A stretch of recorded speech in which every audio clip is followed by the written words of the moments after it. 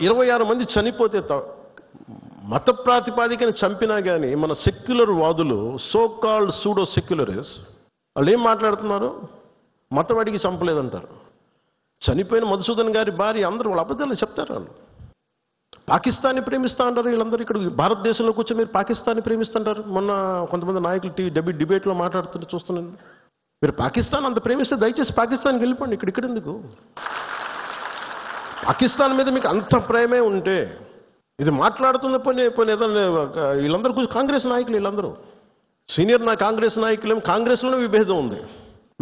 మేము వెళ్ళిపోతే మీరు పాకిస్తాన్ని, మీరు భారతదేశంలో దాడి జరిగినప్పుడు భారతదేశానికి నిలబడాలి తప్ప పాకిస్తాన్కి నిలబడతాం మీరు సెక్యులరిజం అంటే అది ఏ ససేమిరా ఎవరు ఒప్పుకోరు. ఇక్కడ ఆ బలం మనం చూపించాలి. మనం మత ప్రాతిపాదికన చంపటం ఇది మటుకు అస్సలు ఏమాత్రం సహించలేదు.